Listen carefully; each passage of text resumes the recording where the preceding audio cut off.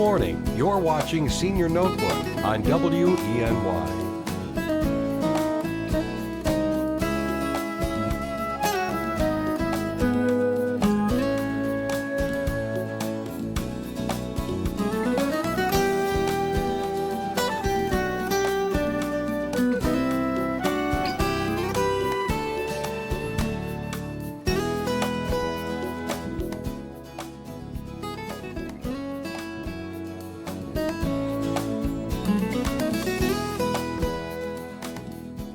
Good morning. I'm Art Smith, member of the Senior Notebook production staff. And this morning we're going to be interviewing Major Craig Haggerty, and he is a officer at the Elmira Salvation Army. And he's here to tell us a very interesting story about the Salvation Army and their work in World War I. Major, tell us about the Donut Day, please. When the United States entered World War I, the Salvation Army volunteered to assist with the troops, and so across this country we set up hostels and comfort stations at train stations and other places where young men were going to be recruited and to be sent out. And at some point, the Salvation Army decided to also send personnel to France to serve the troops on the front. We assigned actually about 500 people. No more than 250 ever made it into France at any one time. And they got there and they were serving coffee and sandwiches and things like that. And one of the needs that they saw was sweets, something the troops could look forward to eating. And they thought about cakes and pies and things like that. And there was a problem with supplies and what they could and couldn't make. And also, the conditions were very rustic. And what they came up with was that they could make a donut, because you can make a donut in just about anything that will hold some lard that you can hold over a fire and get it hot enough to deep fry. And so they would do that, and also was easy to transport for the personnel. Salvation Army is generally really close to the front lines, usually in the second or third tier behind the front line. And they could make these donuts and carry them up to the front and distribute the donuts to the troops in the front. Now, how many people did you say you were operating these stations in France? A total of 500 people were assigned to the project, but we never had more than 250 people in France at any one time. And where were these people stationed? Right at the front lines or just behind the front lines? Just behind the front lines. Our headquarters in France was actually in Saint-Nazaire, but the personnel were sent right up to the front.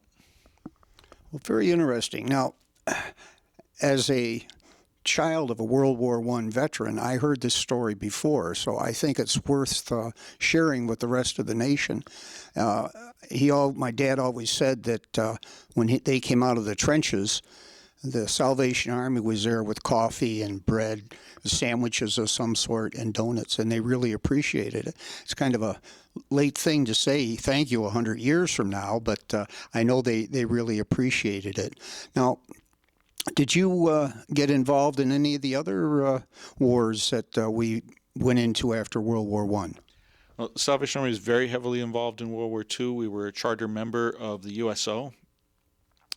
And again, we did a lot of the same things in World War II that we did in World War I, set up hostels and comfort stations around the country for departing personnel, and actually provided services, especially in the Pacific, and certain islands that we had troops on, and some in Europe too, a lot in England. Now, the Salvation Army is an international organization? Yes, it is. We're in about 133 countries right now. Okay. Now, where did the Salvation Army originally start?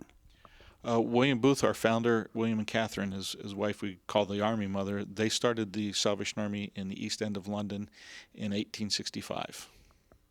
So it's been quite a long haul then. 151 years right now. Well, that's wonderful. What do you do locally here in Elmira and Corning and Pennsylvania area? My responsibility is for Chemung and Schuyler County, and here we have a food pantry that we serve about 800 families a month. I forget how many individuals that is. We also have a domestic violence program. We have a domestic violence shelter, a licensed shelter, and we also have a drug and alcohol recovery halfway house. Oh, very interesting. It seems that Salvation Army is always involved in feeding people. I think that's a wonderful thing. Well, I had a friend of mine told me once that the Salvation Army only really does two things: meetings and eatings. We try to do the best we can, especially with in this area. We feed a lot of children who would not otherwise get fed. Well, thank you. And I appreciate your time, and good luck in the up-and-coming holidays. Thank you very much.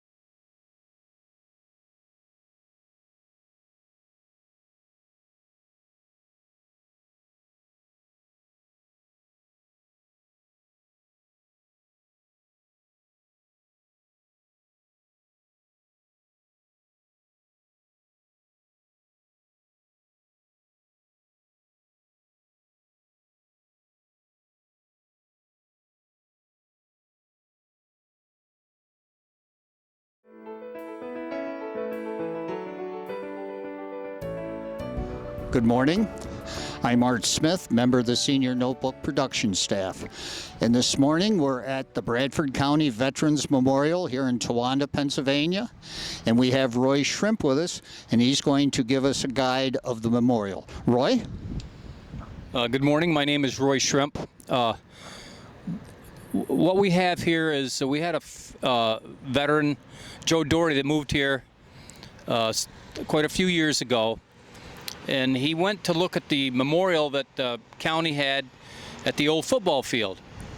And he was really unhappy with the way that it was, the overall project was. There was trees growing up, and Joe went to different organizations, the Legion and the VFW, and was trying to get some money to build a new memorial. And one of his endeavors was to get a piece of ground, and in talking with the Towanda Borough Council, there was this piece that this sits on now, and they agreed to give it to Joe if he could come up with the funding to build a park. So Joe started going to different organizations, sending letters out, getting a donation. We did get some money from the state, funded the parking lot, and it was a long operation. It took years. Finally, they started to come together. Brian Hanlon is the one that designed the statues in the background, the war-ravaged tree, and a quintessential soldier. And around that, we have angels with people from Bradford County, KIAs, MIAs, POWs, Purple Hearts, as such. They're on the statues. Anybody that wanted a brick, we advertised the bricks for several years. There's a 4x8 brick that people have their names on, or there's a big 1 foot by 1 foot, 12 by 12 inch. And we were instrumental in trying to get them to buy them because you could put 4, 5, or 6 names on them. It would be cheaper. We also had benches here. Part of the fundraising was that if you would buy a bench, we would put anything on it that you wanted. And a lot of people bought the benches. We also had the different branches of the service. There's stones here for each branch of the service, and there's major battles, and their creed is on those stones. Last year, a year ago in July, we had a partial opening where the bricks were set. York Landscaping out of Owego did the work on the bricks, the first work on them. As the operations manager, myself and the people that are on that team, we do the work now. But if you look around here, there's major battles on these stones with the creed. And then if you look behind me, the veteran, there's a veteran poem. And we could actually take a walk around the park, and I could probably describe better the stuff that are on the walls. We have flags at the end. Every branch has a flag. And everybody that's donated, all the townships and stuff, there's a plaque up there with that on it. Well, thank you very much. Now, how long did it take to get this all together? I think we're looking right now maybe 7 years, 7 to 8 years to get what we've done now. And it's really not nowhere near done, because we're going to put a cover over the quintessential soldier, and that's going to cost about $100,000, and we're still looking to raise money for that now. Well, that's a wonderful project. Now, you said Joe Doherty was the founder of it. Joe Doherty is the founding father of this organization. Joe's got a lot of time in this, and he's real compassionate about the veterans. You know, he made that his last thing that he wanted to do, and we're just going to make it work for him. Well, I think that's wonderful. Now, the thing that has surprised me as I walked around, the number of men and women that have lost their lives in Bradford County for the size of this county. It's amazing. Right, and you're right. There's a lot of families here that have their parents and 4, sometimes 5 of their children that have been in these major conflicts or that were just in the service. This park isn't really for people that were in, like, veterans of foreign wars. It's for every veteran. We want to honor every veteran from Bradford County, and we have a lot of counties surrounding that have donated to us, and we would welcome anybody that wants a brick here, that we would put a brick here for them. In other words, this is to honor our veterans, and every veteran has a place in the military. The man that drove the trucks versus the man that drove the tanks. That's correct, and if it wasn't for everybody working together, we wouldn't be here today. I mean, everybody has a place, whether you're in combat or behind them. I mean, we don't discriminate, and there shouldn't be any discrimination from the veterans. We're all in this together. We all work together, and one of our mottos is we're not leaving anybody behind. So that's why we opened this up to all veterans. So, well, thank you very much, Roy, and we hope that everyone in Bradford County and in all of the surrounding Pennsylvania and New York counties take their time to come down and see this. Thank you very much. Thank you. Thank you very much. Thank you.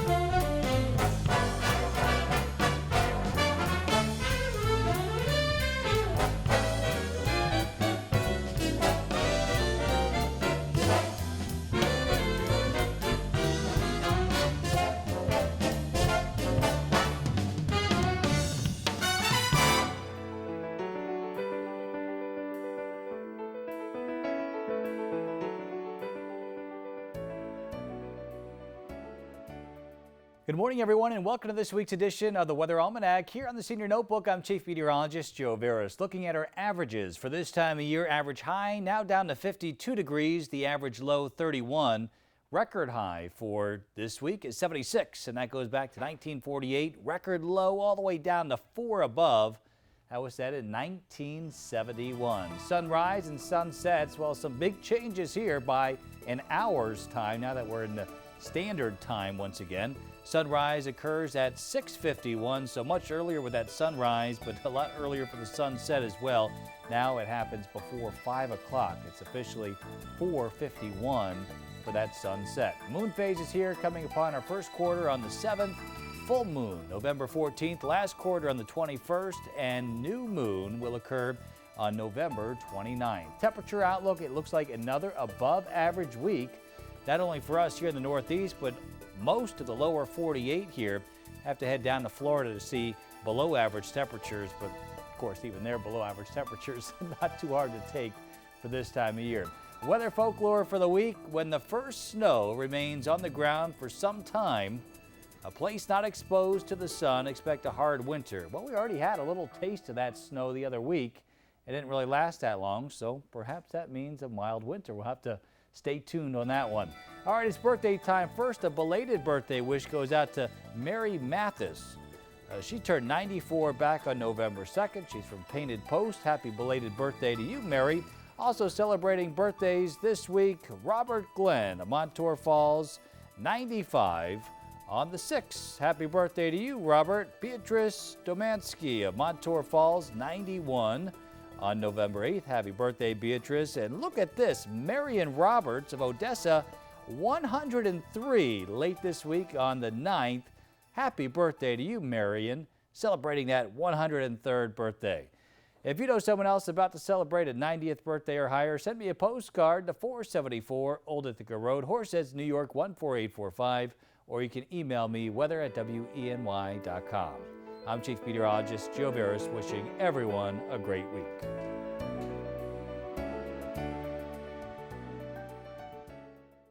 Good morning. I'm Art Smith, member of the Senior Notebook production staff. And we're sitting here today in the Vietnam Museum on Davis Street, and we're going to interview a retired colonel from the United States Air Force, Phil Waite. Phil, welcome. Thank you, Art. Glad to be here. Now, why are you here to talk to the people about the Vietnam War? Well, I'm here because I'm working with the Vietnam War commemoration, and I should say I'm privileged to work with this small staff out of Washington, D.C. The commemoration is a national commemoration. It was authorized by Congress, established under the Secretary of Defense, and launched by the President. So we have the charge, the wonderful charge, to thank and honor Vietnam veterans and their families across this great nation on behalf of the nation. Now, you have a completely different definition of a Vietnam vet? Well, a lot of people would think, and especially those who served in Vietnam proper or in the theater of Vietnam, that there were about 2.3 million Vietnam veterans. The numbers can be debated. We're not here to do that. What we're doing with this commemoration is to thank and honor everyone who served in the U.S. military between November 1st, 1955 and May 15th, 1975. It's inclusive. It accounts for the fact that we had people stationed all over the world at that time. When you raised your hand to say, I will support and defend the Constitution of the United States against all enemies, foreign and domestic, you didn't choose where you were going to be stationed. You were assigned. You got orders, and you went where you were told. But everyone who came back from that time period of service was painted with the same brush by the country. And so now, all these years later, these decades later, we have a chance to get this right, and we are doing so. And in fact, I'm excited to tell you today that thus far, of the 7 million living Vietnam veterans, by that definition, and the 9 million families of all those who served during that time period, 1.4 million Vietnam veterans have been individually and publicly thanked and honored in communities across the country in about 4,700 ceremonies. Well, that is fantastic, and that's an unbelievable project to contact that many vets and their families. Now, how do you go about getting this contact made? Well, you're right. It's a privilege. Number one, every time I meet a Vietnam veteran like yourself or the gentleman around the room in this museum, I feel privileged because I get the wonderful opportunity to take someone's hand, look them in the eye, and say thank you for what you did all those years ago. There's nothing like that. I know that the men and women who receive that thanks often are overcome by emotion, but I am also overcome by emotion as a service member. I know what it means to be thanked and honored for your service. And it's been too long since these guys had that. Well, they never received it really from the nation. So this is a fantastic opportunity. Now, we couldn't possibly do that with those numbers I quoted to you all by ourselves, small staff from Washington, D.C. So what we've done is we've partnered with more than 10,000 organizations, businesses, sports franchises, and government agencies across the country who have agreed to host 2 commemorative events every year for a 3-year period in which they thank and honor Vietnam veterans and their families. And so to this point, we have more than 10,000 of them who have come aboard as our partners, and they are doing multiple events every single year over this next probably 10-year period, because by the president's decree, there was a presidential proclamation in 2012 which indicated that because of this it was a long war, so this will be a long commemoration appropriately, and it will run through Veterans Day 2025. Fantastic. Now, how would someone contact you if they would be interested in participating? Great question, Art, and we would love to have everyone visit VietnamWar50th.com. That's VietnamWar50th.com. We have a website at that address, at that URL, where you can find out all about the commemoration. You can there's a map you can click on in your local area. You can zoom down to your state and your community and find out if there's an event that's coming up that you can attend, and all these events are open to the public. Or if there's events that have happened and you want to find out who the commemorative partner was that hosted that and join with them or partner with them, you can do that. You can also very easily find out how to join us as a commemorative partner. It's a simple process. Well, we'll come back and hear how to join. We'll take a break, and looking forward to having many people join us. Thank you.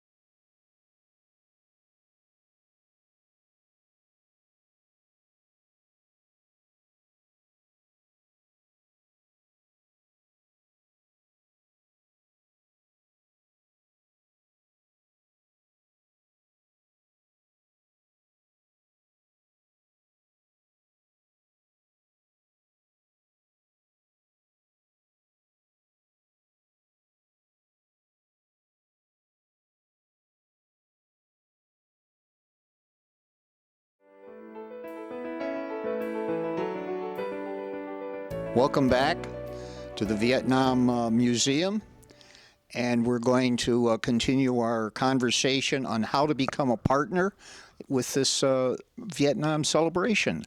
So would you like to continue, please? You bet. So we were talking about visiting our website at VietnamWar50th.com to find out more about how any organization, now it's not individuals, it's organizations, businesses, sports franchises, government agencies, any big organization or small organization, can be 2 people together who want to join us as partners in the Vietnam War commemoration and the effort that's going on across the nation to thank and honor Vietnam veterans and their families, visit that website. The steps are very simple to join us. There's no fees, there's no money or no cost involved. The only effort involved really is when they host events twice a year over a 3-year period.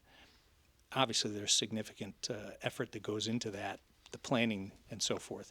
But the beauty of all of that thing so far, as I had mentioned earlier in the interview, thousands upon thousands of events have taken place across the nation since we started, and 1.4 million Vietnam veterans, and I didn't mention that 1.5 million families of those who served have been thanked and honored individually and publicly in their hometowns where they live and work. Well, now, is there a special way to recognize one of these veterans that we're serving? There absolutely is. I've been sitting here playing with this in my hand.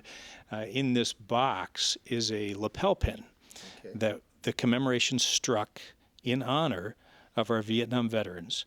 And it is our goal that each and every veteran who served from 1 November 55 to 15 May 1975, would receive one of these in a public setting, individually and personally, and be told thanks on behalf of the nation.